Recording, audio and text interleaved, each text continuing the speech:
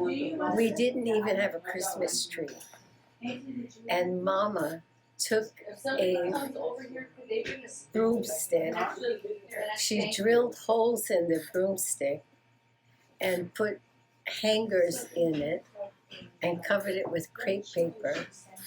And then we just made ornaments and decorated the tree. And I always look back on it and think of how Mama just did the best she could, but she gave us a tree. And I think that's one of my fondest memories. Actually, having pillow fights with them. We used to have pillow fights very often. It was so fun. Yeah. And those days, you know, the pillows was filled with down, so with feathers. Yeah. So quite often, I go, choop! And we're like, oh no, we gotta clear the mess before Mom gets home. That was the fun. And then every night, me, Auntie Mary, and Auntie Jeannie slept in the room with my mother. Mm-hmm. The other kids slept in the other room where there was a panel at the top that opened and shut. So we'd go and peek and see what they're doing on their side. And then we'd talk story, you know, on the other side. And you know how like the Waltons, good night. So we did that, you know. And then the ending was always, night ma, pao pray. That was fun for me. Well, the fondest memory would be when some Saturdays, my mother and my aunties and stuff, they would get together, pack up lunches and stuff, and we all, my family and all, my mama used to catch the bus with us kids, go down to what we call San Susie Beach at that time, down by the natatorium. And that's one of the fondest memories. We all had fun. And have fun with our aunties and our cousins. And it's just one of those times that we really enjoyed. It didn't cost us a penny, except for food. But those are memories that really stick in the kids' minds, you know? I think my fondest memory was really built around my brother, Cal, because he was such a rascal. Oh gosh, where do you start with him? But one of the memories, I don't know if it's the fondest memory, but one of the memories I have is that I used to babysit, and I would have money, you know, and because I started working when I was 9, but then when I found out I could make money, so just work and you'll make money, you know, and that's one of the things. Another thing for the kids to grasp onto, that my mother used to say, only lazy people starve. Mm-hmm. And so as long as you have your health, that you will work and you won't starve, you know. But in saying that, I wanted Auntie Connie to have a doll, because we never had a doll. And I never ever had a doll. Well, we never had store-bought Right. things. You're correct. Yeah. We had sock dolls. You know what the sock dolls look like? Mm-hmm. And homemade things, you know, like that.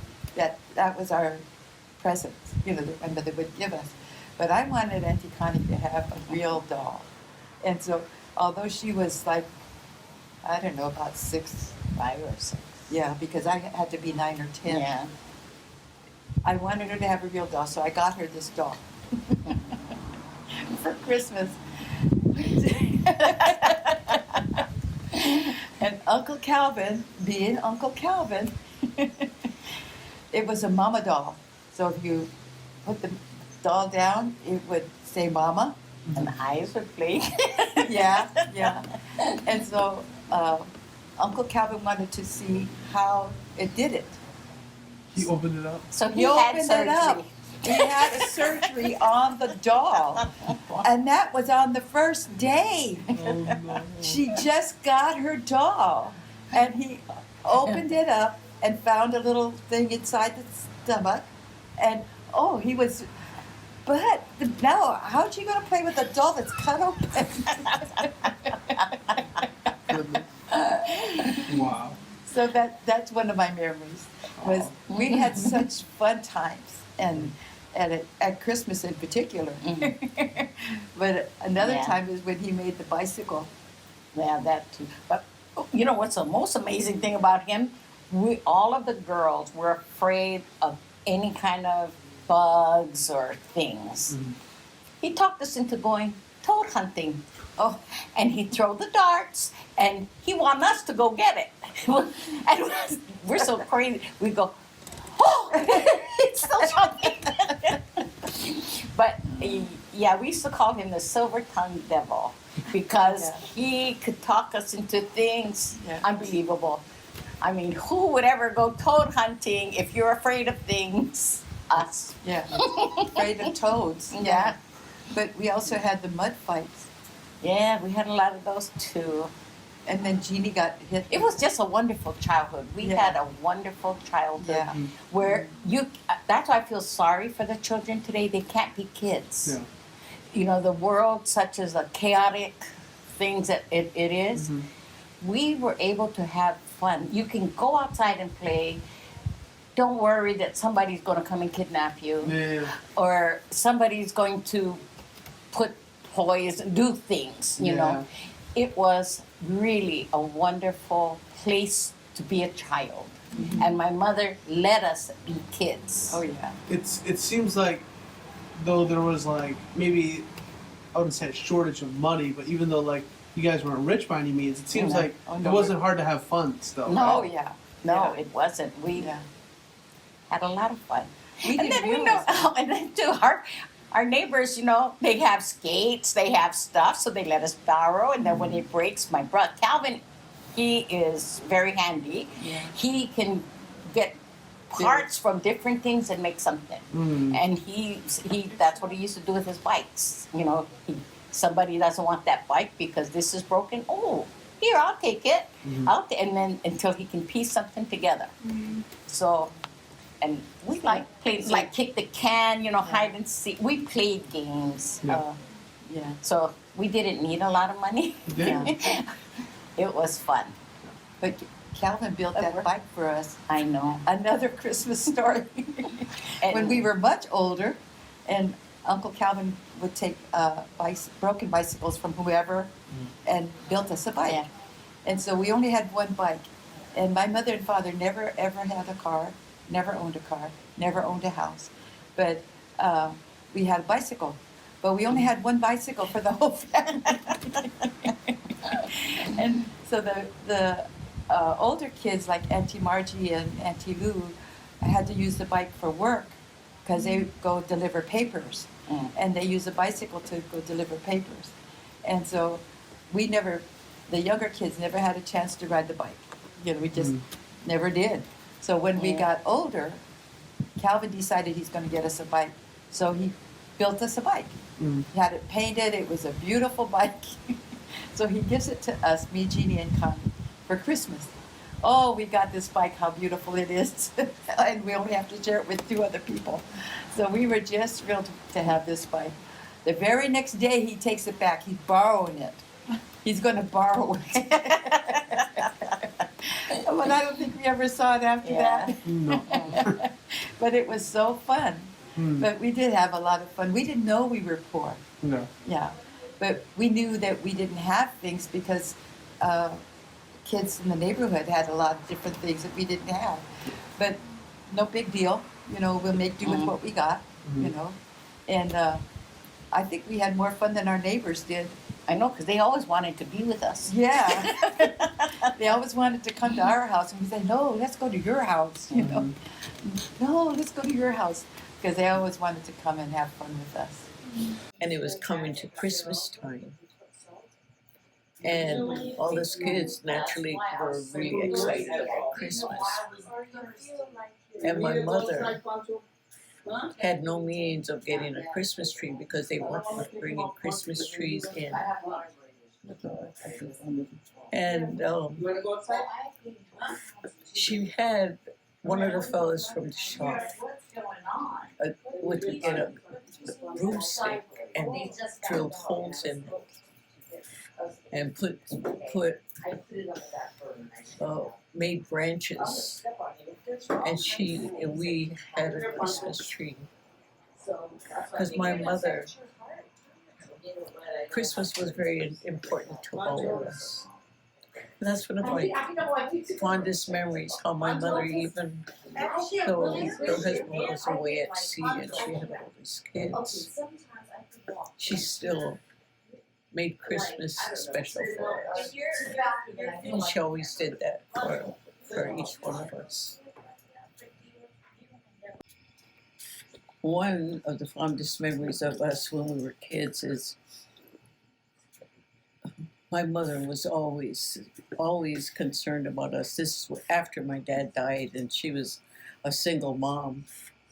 It happened to be raining. It was raining at this time. And down the street from where we live, about 2 blocks down, there was a creek between us and Hickhamville. But when it flooded, the street at the block 4, it used to be, the river, the creek would overflow and we would go playing in it when we're not supposed to. But this particular time, it was pouring down rain, and my mother said, you children can't go to, you can't go to school because we didn't have raincoats or boots or anything. She says, stay home and you stay in the house. We said, okay, Mama, yeah, we will. She says, and don't go outside. We says, no, Mama, we will. All us children. So anyway, so soon as my mother went to work and we ate and everything else, we went down to the creek, to the end of the very block. And that's where it was the creek had overflowed, and it was a river. It became a river on that block. So here we were, there was a pallet that we were like a raft. And one of the kids had the broom, and the other one was standing, and we were all having fun in that thing. And then Berdia was on the fire hydrant, ready to dive in, and here we all over there. And then almost time for my mother to come home. We went home, took off our and we had no dryer. So here we are trying to dry our clothes in the oven, and the ones that didn't get dried in the oven, we bundled it up and put it in this closet way in the back. And so my mother comes home, and we made sure the house was clean. That's one thing. And the rice on the already, everything was spotless. So my mother comes home and she says, "Oh, thank you folks for cleaning." It was just, she was just always so thankful for everything that we did. And so she was so proud of her kids. No, we didn't. Well, at the end of the week, CHA3, the housing that we lived in, every week there was a newsletter. So my mother comes home, and we suspected something when she was asking each of us. She had a thing under her arm. We didn't know what it was, and I'm thinking, oh, Mom's going to give us something because, And so she says, and she sits and calls us all down. She gets all her chicks together, and she says, "Oh, the other day when it was raining, you guys stayed home." Yeah, Mama. And the other one, and what did you folks do? Oh, we played games, or Berdia was drawing planes, and she went to each one of us And by this time, I'm thinking, oh, we're in trouble. Because only way she gathered us together and asked questions from each of us. So then she gets, I think it was Bridia, when she got to Bridia. And Bridia, did you too? You guys all played. Yeah, Mama. So you folks didn't go any place? No, Mama, we didn't. So she whips up this paper. She shows the front page. We were on the front page. And she said, I wonder whose children these Mrs. Jenkins Yeah. all over the Oh, well, you know, after the questioning comes the punishment. And the punishment has to hurt more than the pleasure from being in the river. That's her fondest memory. What? Oh, it was so. Oh, but we learned our lesson. We knew we deserved it because, and I was always the one that says, I tell you what we're going to do. And I have to confess, I think I was the one that got it started. I tell you what I was going to do. But guess what? They were all so happy to get that. And we were, but the way my mother whipped out, oh, well, whose children is this? And it says, Mrs. Jenkins. No. Poor Mama, she was always so afraid, that people would think that she didn't take care of us. But she did. It was us hard head or sliding us. Sometimes we'd slide on from the bomb shelter. We'd soap up our kitchen.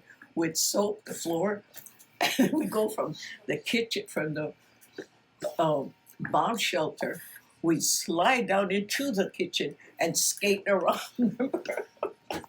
We made our own fun. We did. We had fun. Well, I was thinking about when I was a kid, and we lived right across the street from where the CBs stored their electrical wires, and they were put on our cables, and they were put on giant spools, and we were probably maybe 2 feet high. I was, and then these spools were probably about 5 feet, and so we would have to climb from one small one to another bigger one and another bigger one so we can get on the big ones and roll the spools because they were empty by the time we got on them. And then just playing around, just jumping from one to another, but it was so much fun. I remember that all of us would not really have races, but we would just have fun with each other. And then another thing I was thinking about was, this was right after the war. We were just little bitty kids, but there was a bomb shelter in our parking lot. And so one of the things we did was go up in the bomb shelter and run up and down the bomb shelter. Or my brother Calvin, he was real Kalohe, he put a rope on it so that we could climb up there. And then there was a time we could actually go through the bomb shelter and run, and it was dark. So you know how kids are gonna scare each other, so we'd run through and play through the dark bomb shelters. But that was left over from the wars, and you know, kids nowadays don't have that. So we had a good time. We had really good fun, just playing in the schools and playing in the bomb shelter. Of course, you know, everybody plays kick the can, right? So we all played that, and at night when it's so dark. And so that was my memory that I kind of stuck. Because my memories are really the memories of my older sisters that keep telling the stories over and over, so then they become my memories. But these memories are the ones that are my memories. Teddy bear. Oh, yeah, I forgot. One Christmas, my mother used to have to hide our presents, right? Because we never had Christmas until Christmas morning. The tree didn't go up, and the gifts didn't go under the tree until Christmas Eve. And whenever we were already in bed. But I needed to go find out what it was. You know, sometimes little kids, they want to know, right? They're nosy, they want to find out. So I went in the closet and I was looking around and I saw these bears, these little bitty teddy bears. And I thought, oh, I want the pink one. Because there was a pink and a blue and a brown bear. And I wanted the pink one, that was my color. And guess what? I didn't get the pink one. I cried, which means my mom now knows I saw it beforehand. So I really told on myself by putting up a fuss over it. But I was a spoiled kid, so I got the pink one.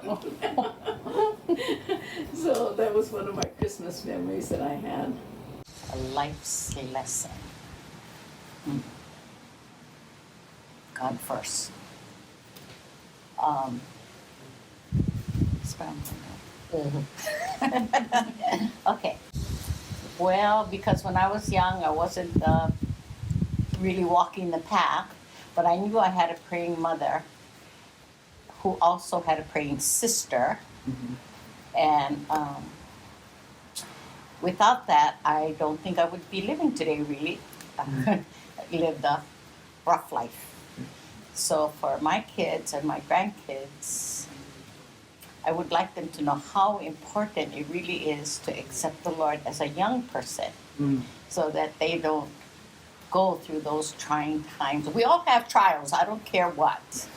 But when you only trust in yourself and nobody else, it's a rough life. So I'd like my children and my grandchildren to know that there's someone bigger than us. faith, and that there's hope in that faith, and that that there's hope no matter where you are in the stage of your life, but the hope is in Jesus. And my mother taught us that, and that I would want them to be able to perpetuate it to their children. That I would hope that my children have passed it on to their children, and that having faith in the Lord is so important, so important, because when they hit the skids of life, which they will, Yeah. you know, it's not if, it's when. When they hit the skids of life, they know who to call on. That they call on the name of Jesus, and Jesus will be there. But I believe that our children have had that passed on to them. But I would hope that they would pass it on to their children. Yeah.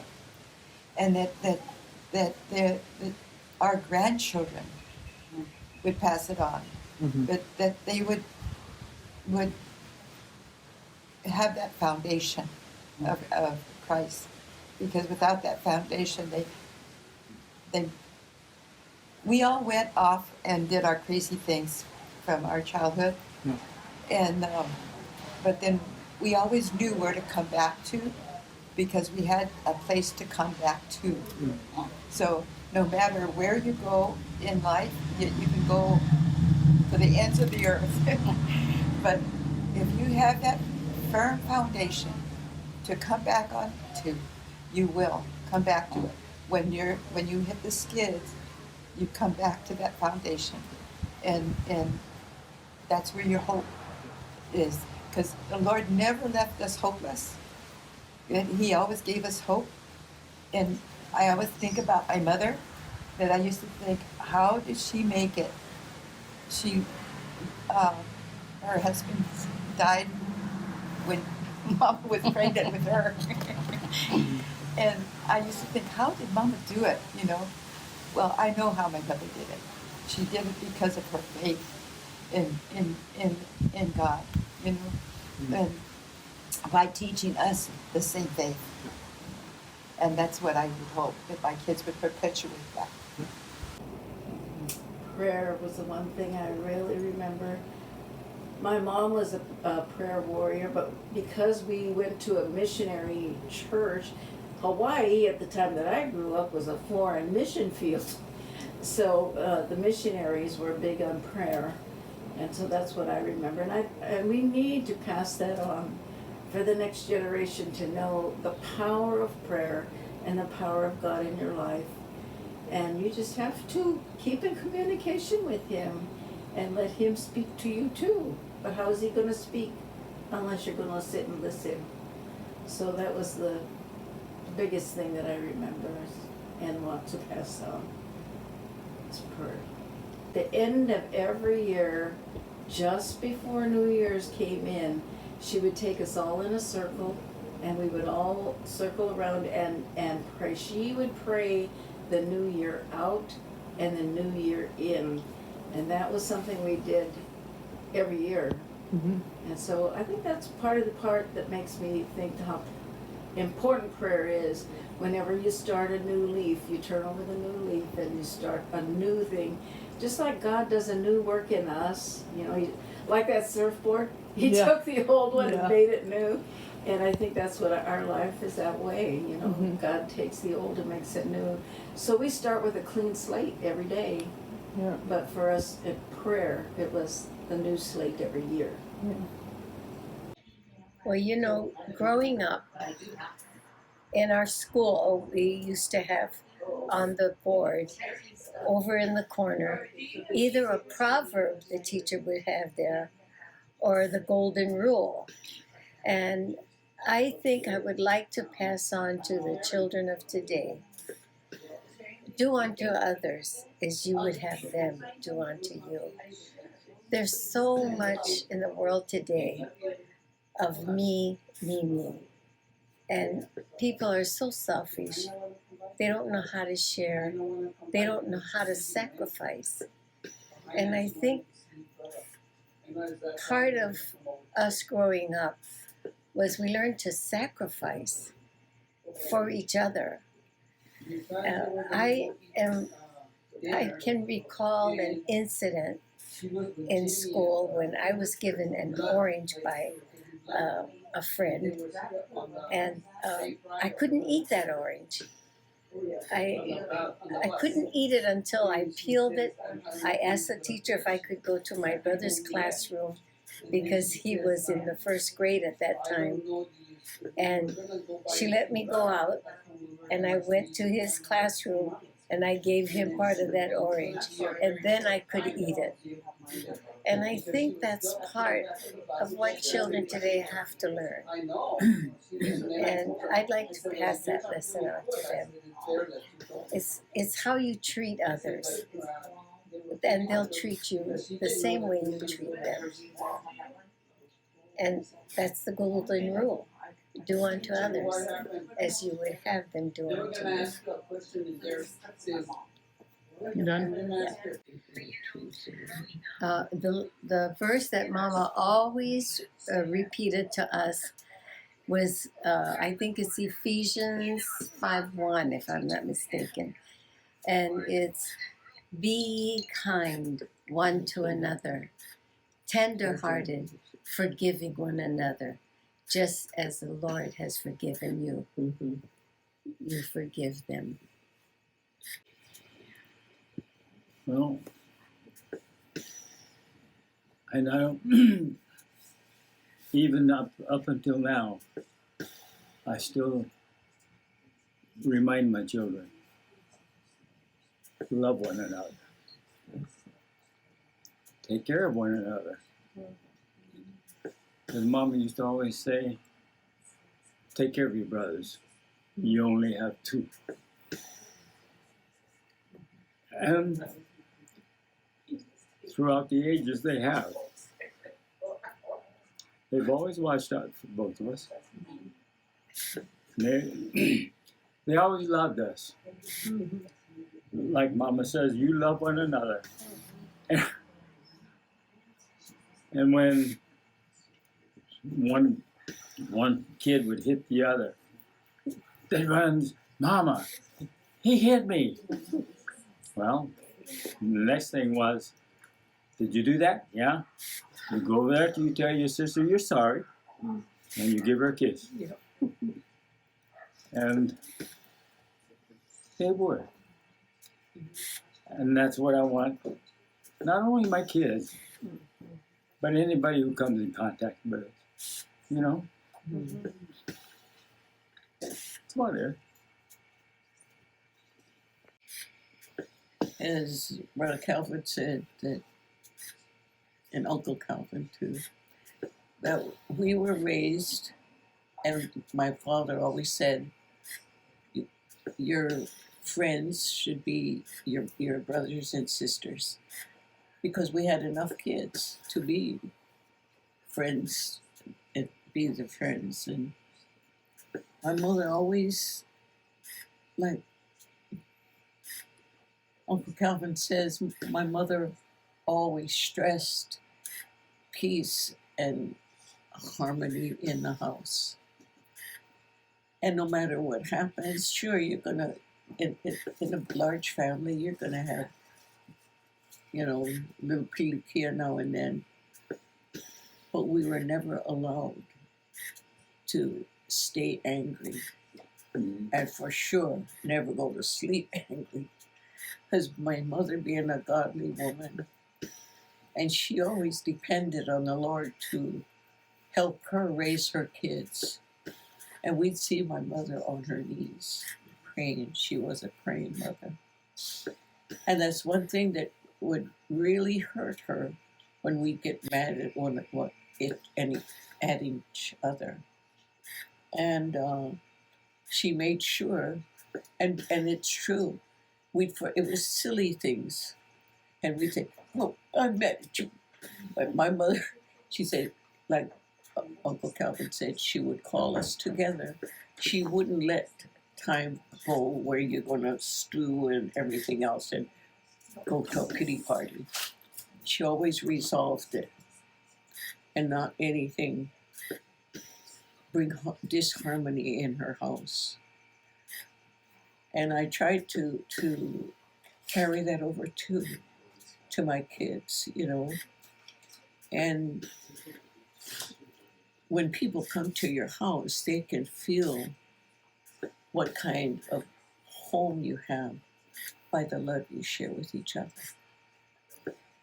And if there's disharmony in the house, people can feel it. And I've always tried to have love in our house. Have we had, you know, boom, Mom, you see that? Yes, we did. But on the bottom line, they always knew that your family was your bedrock first. Because God was the head of our household.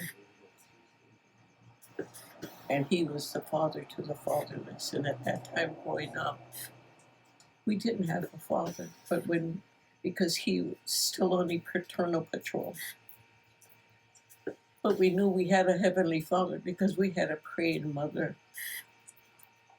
that reminded us always of where our strength came from and our source. Until this day, even though we did stray, she would be so happy looking down at each and every one of her children loved the Lord.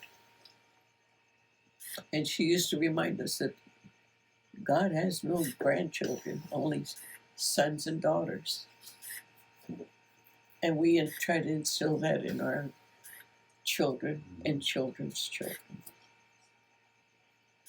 And that's one of the life lessons. I try to spread love to each and everyone that I meet, you know, whether it's a smile and just, "Oh, your dress looks nice," or, "Oh, that's such a pretty baby," or something. Just to engage people, however short a time, because there's so much in the world that is not extending love one to another. So even in passing, I try to just give somebody a smile, and teaching my grandkids and them to do that too. When I think of the word family, it's so full. It means it's a stabilizing force there. It is a force. And it's something that is not seen, but is felt. The love in a family, the strength in a family, the help that family gives. It's nothing that you can see, but it's there. I always tell my children, and they all know it, my family is my medicine when I'm sick. always say, We need one another. It's like if we're really sad or if we're sick, we have to touch family, you know. And that's one of the things I try to pass on to my children too. I want them to have that togetherness feeling. We're together in this. We are one, you know. And always in my mind, Mom and Daddy are there with us, and Christ is our head. And I always feel that no matter what, we can survive. We can make it with one another. Family is where I get my strength, and where I pull and draw on love. And when I feel like, or if things get bad, life happens, you know, even to Christians, life happens. And when those times come, I draw on my family, from their love, their concern for me, and together we come through. Yeah. And we praise the Lord.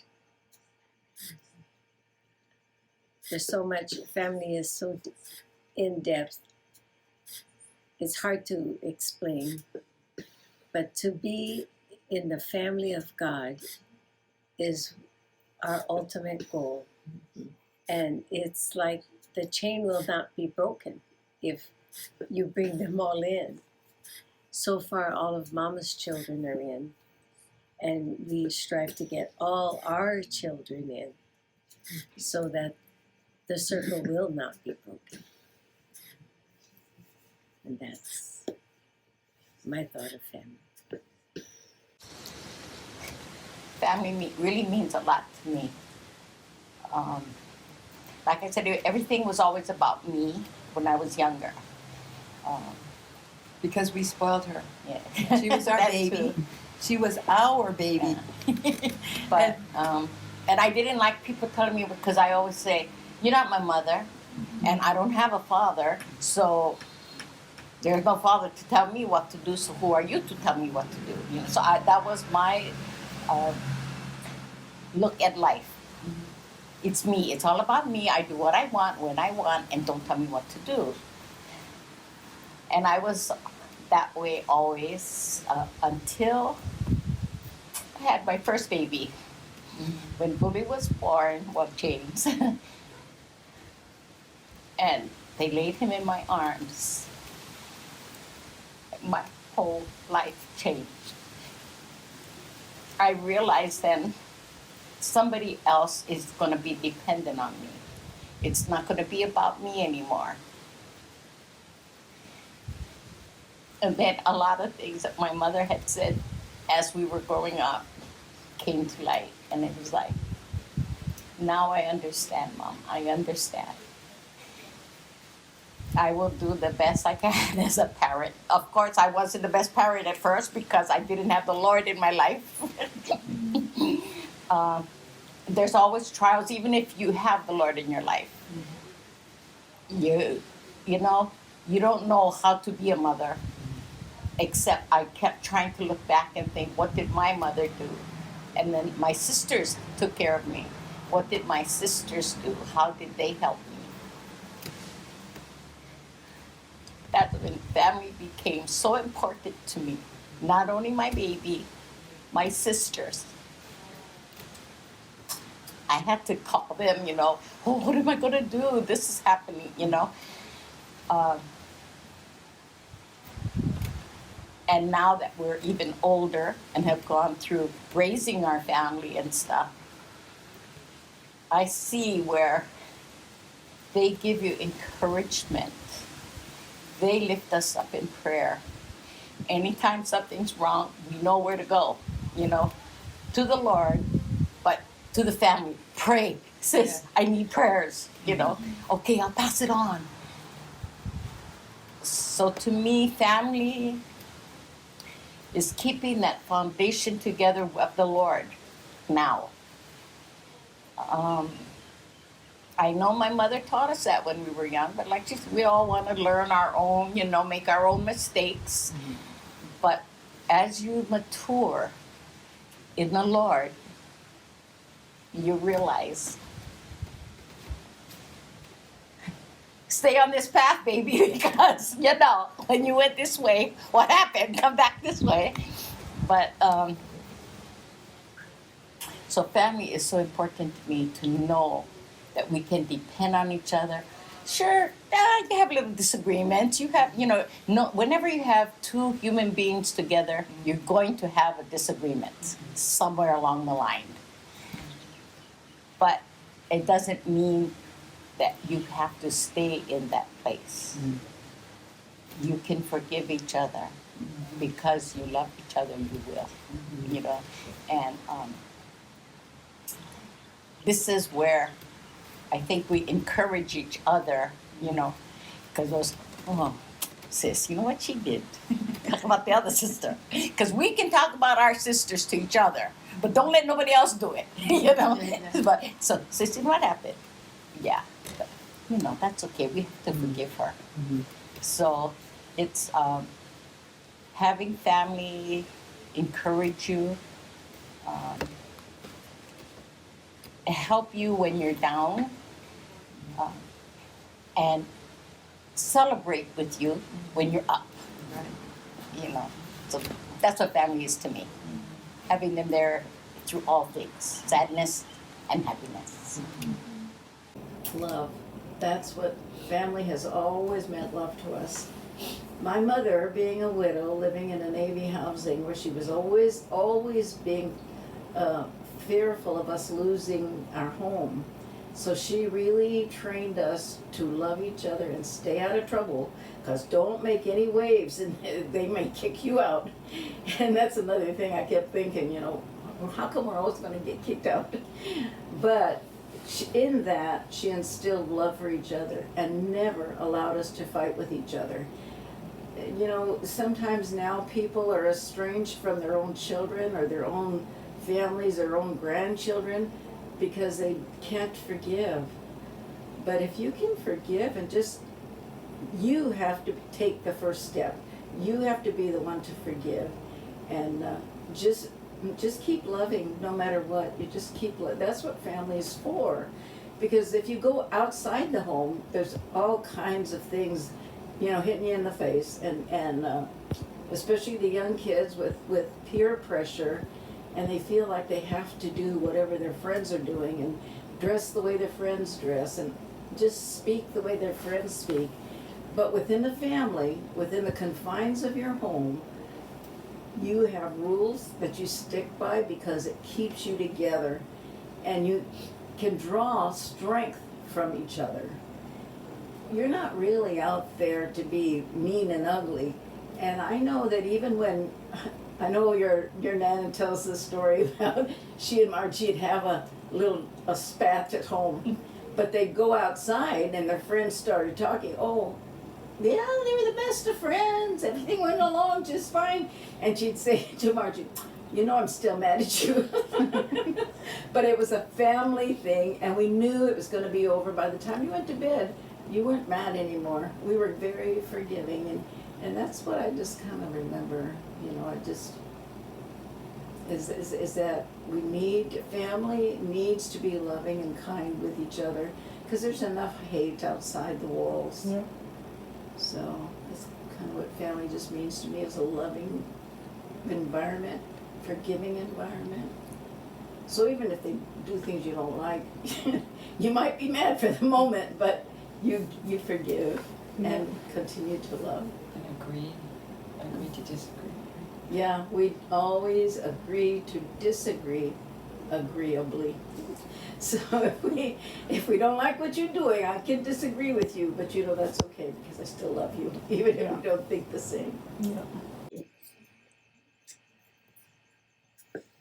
Family means love, caring, sharing, and like Auntie Lou says, it's medicine. Whenever one of us are feeling bad, pick up the phone. Call and say, how you doing? And they just want to hear your voice, Yes. no matter how low you're feeling.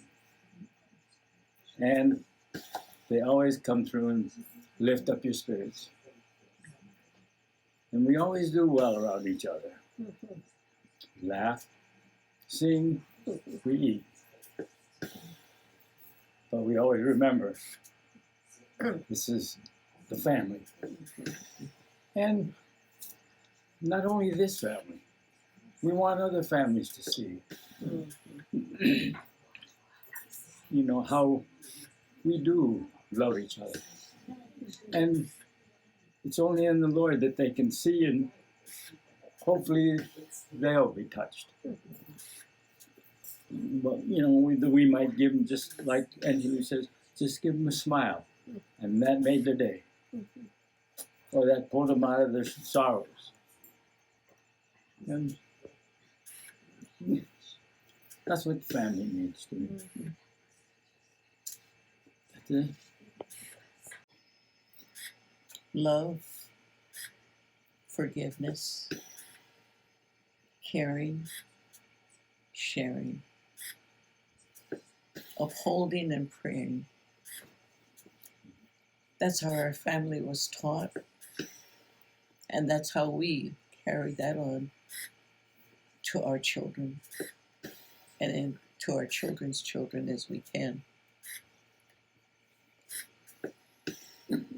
We were, because, as I said, that my dad always said that our family was our playmates and our strengths too. We always took care of each other. Lied for each other when they were coming, when they got cut her foot down at the river, and we all paid for that lie. But we all knew that when we are in stress or feel that we just want to hear our siblings, no matter how far they are, they're still close in our hearts, in our prayers. So we know we can call them anytime. And whenever I have, trust me, I get on that phone and I'm calling my prayer partners down the line. And it's always my sisters, my brother, and even Bradil. We think of him so much too, and he is still part of us and part of how we react in certain things. And we even say, "Oh, that's brother's favorite song," and we'll either get on the Apple and listen to it, or we'll reminisce about the things. But we know our strength comes from our just being together. We don't have to be doing anything but just being together, talking with each other, laughing with each other, crying like we're with each other. And we know the love that is here. And I've even got a plaque that says, "Within this house, let love abide, and bless all those who step inside." And we try to extend that love to others too. And there's people wonder, what? You're gonna go visit your sister, or you're gonna your brother? But the ones that know, they say, "Oh yeah, they're really close." And they can't believe how close we are. And it's because we were raised to get that strength in from each other, and We only had each other. and that's all we had was each other at times. And when one left us and then another left us, it was hard too. Because, we know we'll see them again, but it's still, when you just miss that. And so many people that when they see us and they say, "Oh, you folks are so close." My sisters aren't like that. My brothers, we're not that close. We don't see a bird. But for us, we have to even touch each other. Yeah. We're not afraid to hold and hug and just love on each other, because that's where our strength comes from, knowing that we care we care. We've been through the tough times. We've been through the up times, and through all that, we know that we won't be judged. We'll be loved unconditionally no matter what goes on. And that's what family means. That's what family should be, is there for each other.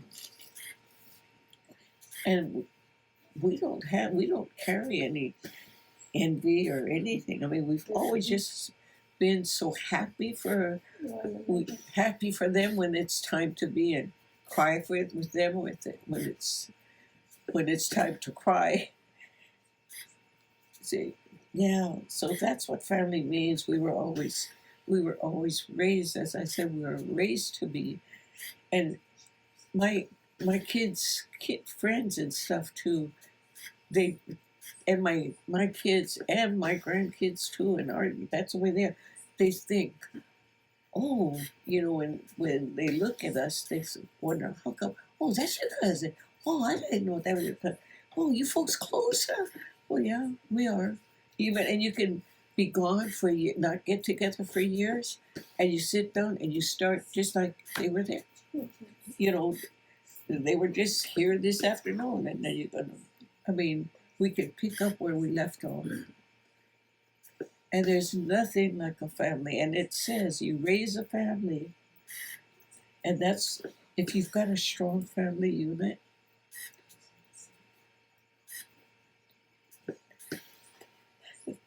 that's how the Lord wants us to be. Because then you can withstand anything, having the Lord as the head of your household and a strong family. Because you see so many homes that are broken, so many families that are broken. And we can always share that love with each other, And yeah, that's what family needs to be. Besides the Lord being the head of the household, they're our rock. They are our rock and the source for love. Go to them for advice, and they'll tell you, no, I don't think you should do that, sis. No, I don't think you should do that.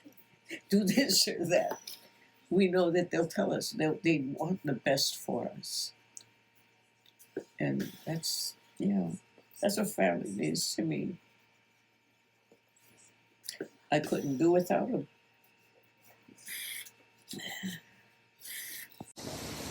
To have that connection, to connect with each other. That, but you only have that if you nurture it. If you don't nurture it from the beginning, then you won't have it. Because it just doesn't exist if you don't nurture it. So we actually brought our kids up to be close to one another, and even into the cousins. The cousins are close to each other, and they know if they're really the kids get in trouble, they'll call mama first. But they have to have that connection, and that has to be solidified, within the family ranks, and so that they can have it together when we're gone, that they can call each other, that they don't have to call mama, but they just for support, because they know they have Christ, and they go to Him first. But you need something with skin on it, to talk to, and so for my boys, and that they would remember that they have each other, and that they would remember that they always have each other, and to rely on that, and you nurture that from the beginning, to get them to love each other. And that was a saying of my mother's. Can't you guys just love each other? Because we'd say, Mama, what do you want for your birthday? Or what do you want for Mother's Day? And she says, I just want you guys to love each other. Because she didn't want us to fight, the word hate was not allowed in our family at all, you know. And so they couldn't say that, oh, I hate you or whatever. That wasn't allowed. And I think it's those kinds of things that perpetuate love for one another. You know, it's, the little things that we never realized growing up. We didn't realize that, you know, but it was there, you know. So with our children, not to fight, but my mother used to always say, just love one another, you know. And so if we can perpetuate that in our children, that they will just love each other, you know, that's where harmony starts. Yeah. Is to love each other. I think that's it for us. Is there anything Okay. else you two would like to add? Did a great job. See, it wasn't that hard, right? Awesome. That's really cool. Oh gosh. Thanks I for don't know. sharing. Is that it? I think so. Yeah. Awesome. I think so. Great job.